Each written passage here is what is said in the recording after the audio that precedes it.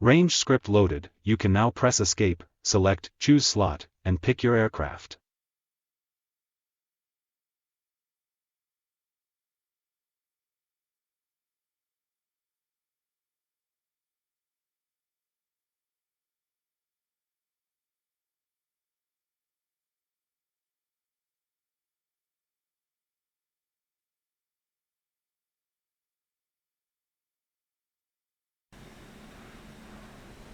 You have started the mission in the air. Increase the throttle up to cruise power. Use trim to level the aircraft and navigate towards the Lake Saab Liman, on a heading of 335 degrees. The northern island of that lake is our waypoint 2. Maintain 300 knots and climb to arrive at that waypoint at 5,000 feet altitude. Press spacebar once you have trimmed the aircraft. The Sk-60B can carry 2 rocket types, mounted onto its 6-wing weapon stations. M56 a rack of 13.5 cm with a high explosive warhead of 3.7 kg, 2 of these can be mounted on each pylon.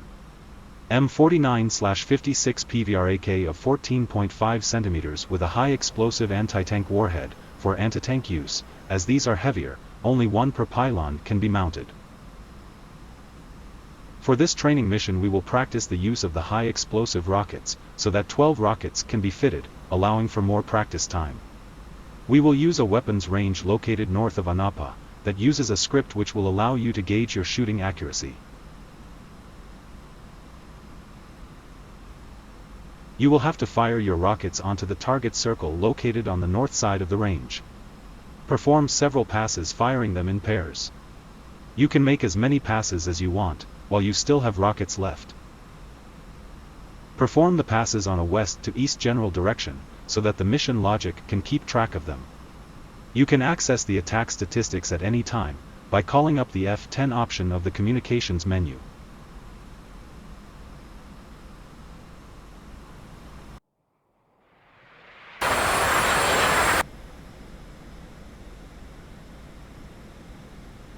On the actual Sk-60B, mounting the gun sight and setting the firing mode of the rockets, is done by the flight crew prior to the flight. On DCS this is simulated by means of a graphical menu, which requires the use of 2 control bindings as shown on the figure. Trigger on-screen menu is used to activate the menu. Press its key now, the menu should display like in the figure. The square cursor can be moved the same way you move your virtual head on the cockpit. Move it over ground crew and then press the menu enter binding. The ground crew menu should appear. To mount the gun sight, move the square cursor over install gun sight, and then press menu enter. The menu will disappear and the gun sight will be installed over the pilot's instruments panel. The actual aircraft uses a Ferranti F105 multifunction sight, but on DCS this is not fully modeled yet. It just display a fixed reticle to help aim your weapons, but there is no depression adjustment nor gyro stabilization. To adjust the rocket's firing mode, you use the same procedure to control the ground crew. Press trigger on screen menu to activate the menu. Do it now. Move the cursor over weapon setting, and then press the menu enter binding. The rocket setting submenu appears. The rockets mode defines how many rockets will be fired each time you press the flight stick's trigger. Single mode fires a single rocket. Pairs mode fires 2 rockets, 1 from each wing. All mode fires a salvo of all rockets. For this mission, select pairs mode, so that you will be able to make up to 6 passes over the practice target. Mounting the gun sight and selecting the rockets mode are operations that on the real aircraft can be performed only prior to flight, while still on the ground. However, on DCS you can perform these operations even while on the air. This is allowed for gameplay purposes, so that you can configure your aircraft when you have started the mission on the air. The procedure for using the rockets is as follows. 1. Master arm switch, set to on. All armament is controlled by the master arm switch. Also, the gun sight is powered up only when this switch is on. And that's the whole procedure. The rockets are now ready to use. You fire them using the flight stick's trigger, a short press to fire single or pairs, while salvos require you to press and hold to fire all rockets.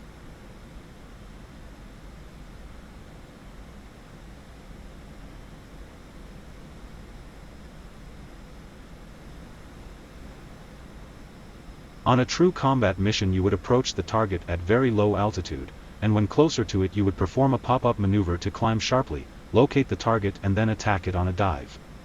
Also, you would do just a single attack, as reflying a now alert target would be suicidal. As this is a peacetime training exercise, instead we will approach at an altitude of 3,000 to 5,000 feet, turn towards the target circle, and then dive onto it to fire our rockets, our goal being to get familiar with the sight precision and the rocket's fall trajectory. You will fire the rockets in pairs. It may be possible to perform 2 or 3 passes over the target, to enhance the learning.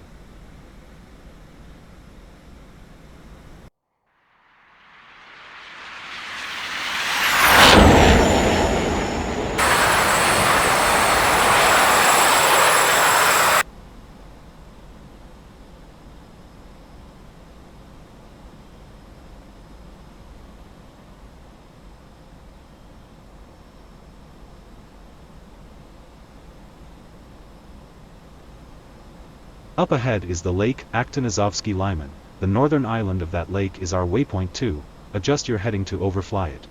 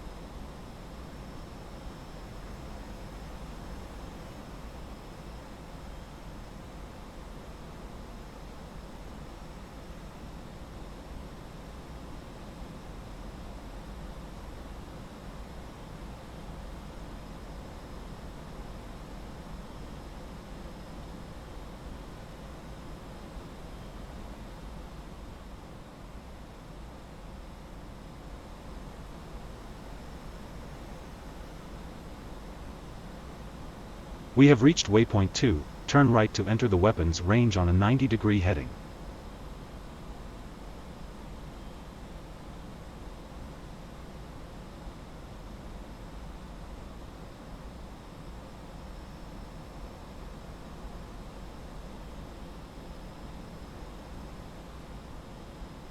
The rocket target circle is at the north side of the range, enclosed on a square. Don't confuse it with the bombing circle, which is pointed by a long arrow. Begin the dive, keeping the targeting reticle centered over the rocket target. Wait until the reticle circle is over the rocket target, then press the trigger on the flight stick, to fire a pair of rockets. Pull back on the stick to exit the dive and climb back up. Increase throttle.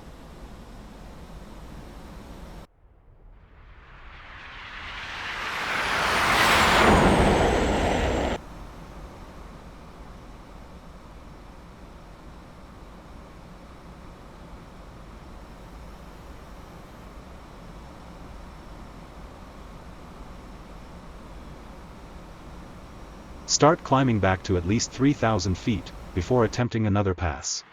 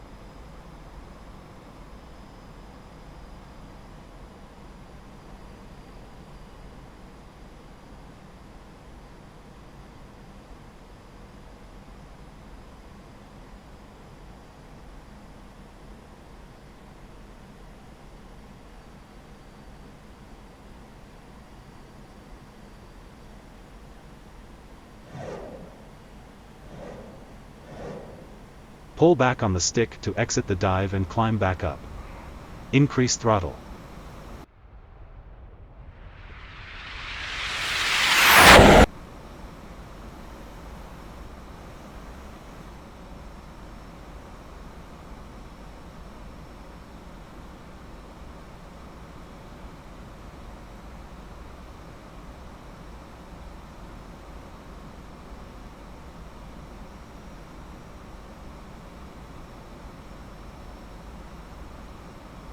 The heading towards Anapa Airbase is approximately 140 degrees.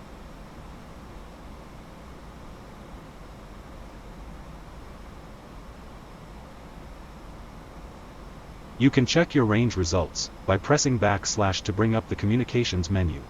Select F10, Other, then select F2, Range, finally, click F3, My Bombing Results.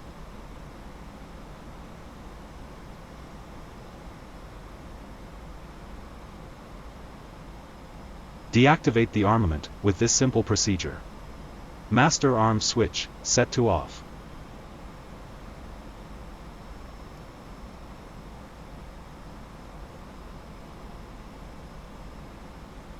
You have completed the main subject of this training mission. Select. Press backspace if you want to fly back and land at Anapa, or press spacebar to end the training now. Okay, you have chosen to proceed and practice a landing at Anapa Airbase. Continue straight ahead until you reach waypoint 4 of our flight plan. Press the communication key, / to contact Anapa's ATC. On the communications menu select, F5, ATC, F1, Anapa, F1, inbound. Anapa, in field. Take note of the heading and distance inbound. to Anapa's landing approach point, and also note that Anapa's current QFE is 29.38 inches of mercury, and that we have been assigned runway 22. Press F12 to clear the communications menu.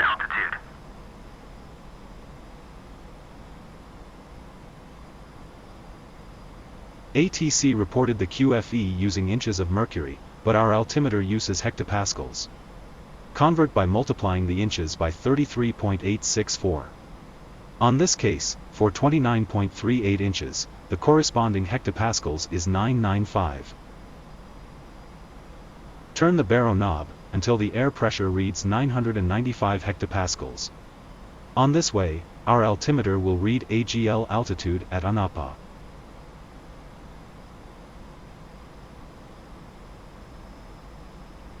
Soon, ATC will ask you to contact tower. At that point press / and then select F1, Request Landing.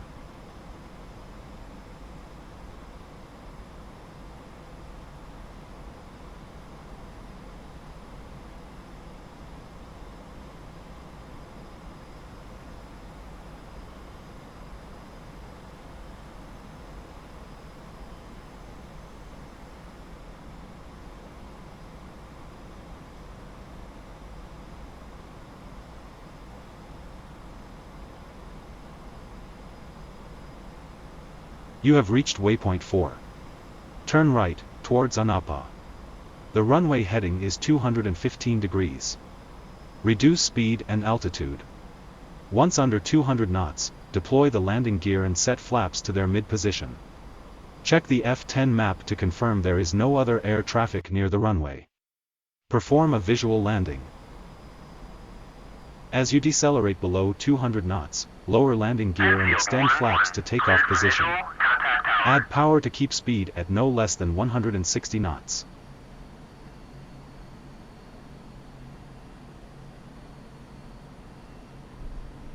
Complete the landing checklist. Landing gear should be down. Flaps. They should be at takeoff, mid, position. Air brakes should be retracted.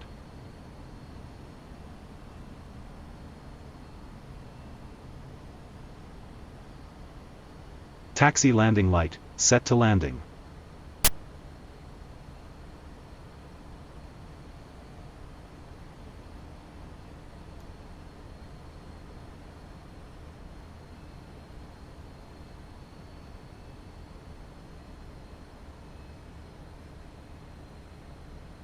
Align with the runway and perform a descending approach, with a speed of 135 knots.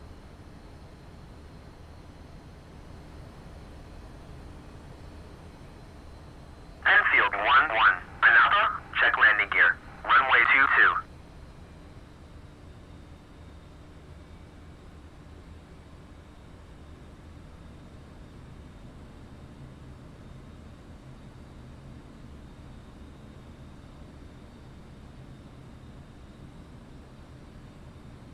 Near the runway threshold, reduce power and speed to 115 knots. Flare just before touchdown.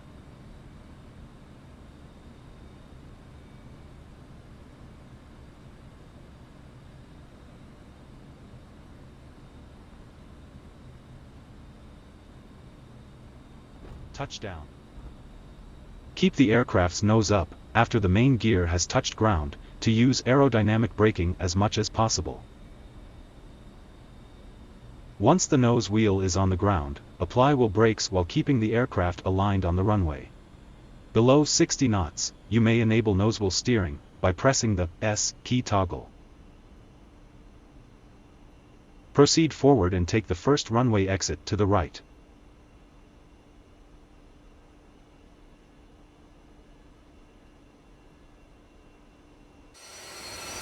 Enfield 1-1, taxi to parking area.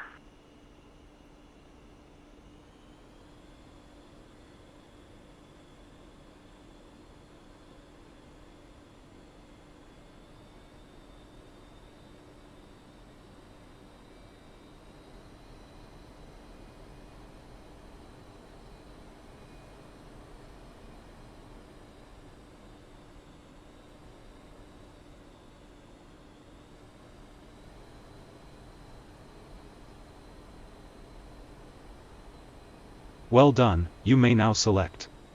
Press backspace to practice the taxi to ramp and the aircraft shutdown. Press spacebar if you want to end the training now. Taxi forward and then proceed onto apron 2. Park your aircraft on the usual spot that you have used on previous training missions, your ground crew is waiting there. Once clear of the runway, flap handle, forward, to retract the flaps. Landing lights, set to taxi position.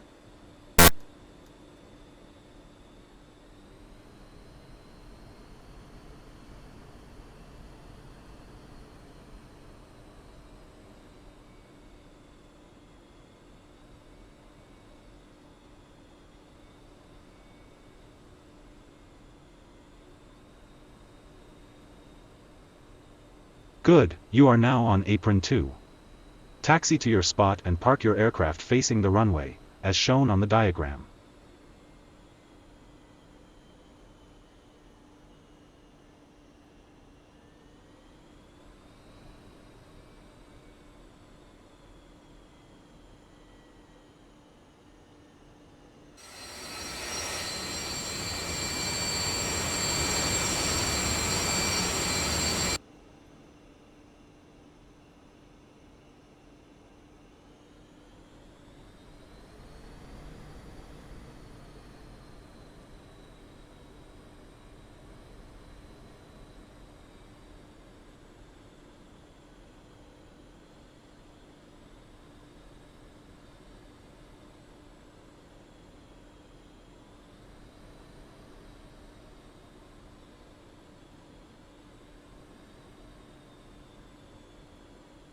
Well done, you are now at your proper parking spot and facing the runway. Select. Press backspace to practice the shutdown procedure. Press spacebar if you prefer to end the training at this point. Perform the following procedure in order to shut down your aircraft. Navigation lights, set to off. Navigation switch, set to off. Inverters 1 and 2, set to off. Flaps, confirm they are fully up. Fuel pumps, set both to off. Canopy, open. N2 RPM, wait until both engines have RPM at 0%.